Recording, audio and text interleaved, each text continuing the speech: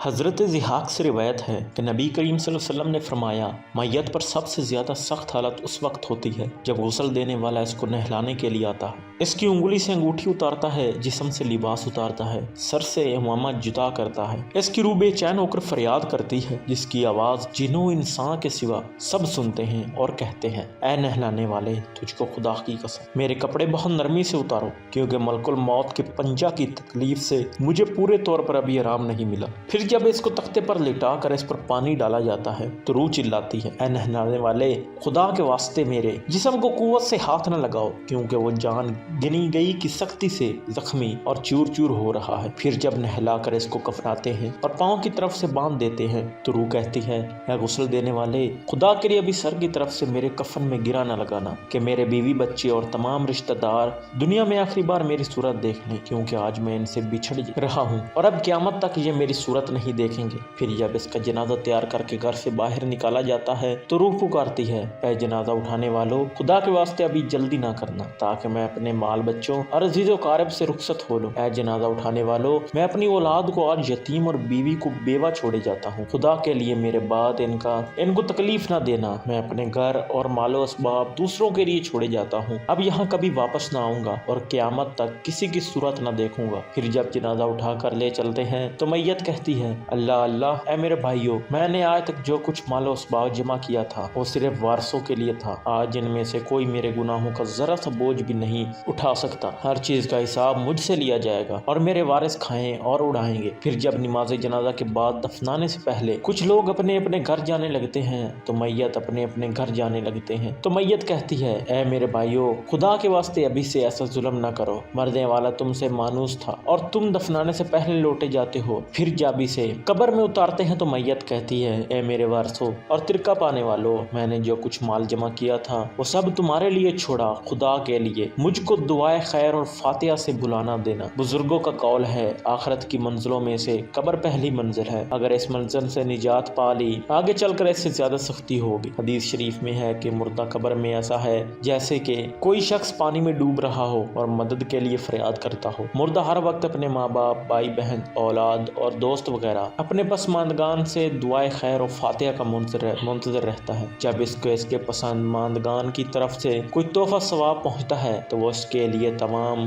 دنیا اور جو کچھ دنیا میں ہے اسے محبوب و مرغوب ہوتا ہے، اور اللہ تعالیٰ اس نے رشتہ داروں کی دعائے خیر کے ثواب کو قبرستان والوں پر پہاڑوں کے برابر داخل فرماتا ہے۔ موت ایک دروازہ ہے جس میں سب لوگوں نے داخل ہونا ہے۔ حضرت عثمان رضی اللہ تعالیٰ عنہ جب کسی قبر پر جاتے تو اتنا روتے کہ ان کی داڑھی آنسوؤں سے تر ہو جاتی۔ آپ سے پوچھا گیا، آپ جنت و جہنم کا تذکرہ کرتے ہیں تو نہیں روتے مگر قبر دیکھ کر روتے ہیں؟ کہنے لگے، رسول صلی اللہ علیہ وسلم نے فرمایا کہ قبر آخرت کی پہلی منزل ہے، لہٰذا اگر مرنے والا اس سے نجات پائے تو بعد کی منازل اس سے کہیں زیادہ آسان ہے، اگر اس کی تکلیف سے نجات نہ پائے تو بعد کے مراحل اس سے بہت زیادہ سخت ہے۔ اور فرمایا کہ رسول صلی اللہ علیہ وسلم کے ارشاد ہے، میں نے کبھی کوئی منظر نہیں دیکھا مگر قبر اس سے زیادہ سخت ہے، کہ ہمارے لیے ان قبروں میں عبرت نہیں؟ دیکھیے، مالدار، فقیر، طاقتور اور کمزور، سب قبر والے دنیا میں لوٹنے کی خواہش رکھتے ہیں، مال جمع کرنے اور محل بنانے کے لیے نہیں، بلکہ اس لیے کہ کاش ہمیں ایک نماز پڑھنے کی مہلت مل جائے، کاش ہمیں ایک دفعہ سبحان اللہ کہنے کی فرصت دے دی جائے، لیکن اب ناممکن ہے۔ اب اعمال نامے لپیٹ دیے گئے ہیں، روح جسم سے نکال لی گئی ہے، زندگی کی مہلت ختم ہے، اب ہر میت اپنے عمل کی مرہون ہو کر قبر میں پڑی ہے۔ ایک حاجت مند حضرت عثمان غنی رضی اللہ تعالیٰ عنہ کے دروازے پر غروب آفتاب کے بعد آیا،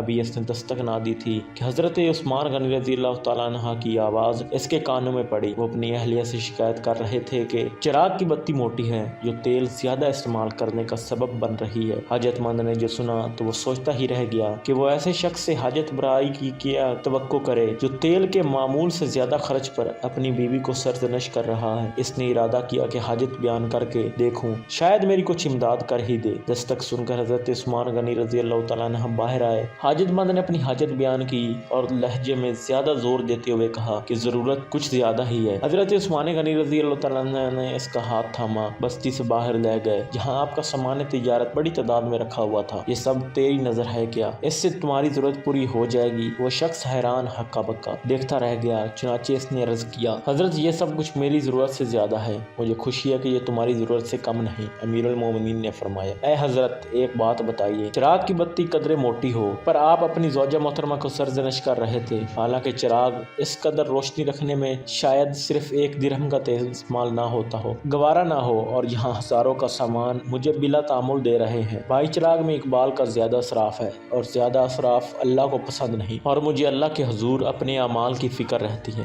یہاں مجھے فکر اعمال لاحق ہے، اس لیے میں نے سرزنش سامان تمہیں اللہ کی خوشنودی کے لیے صدقہ دیا، اس پر اجر کی امید ہے اور وہاں پر حساب خوف ہے۔ اللہ تعالی ہم سب کو آخرت کی تیاری کی توفیق عطا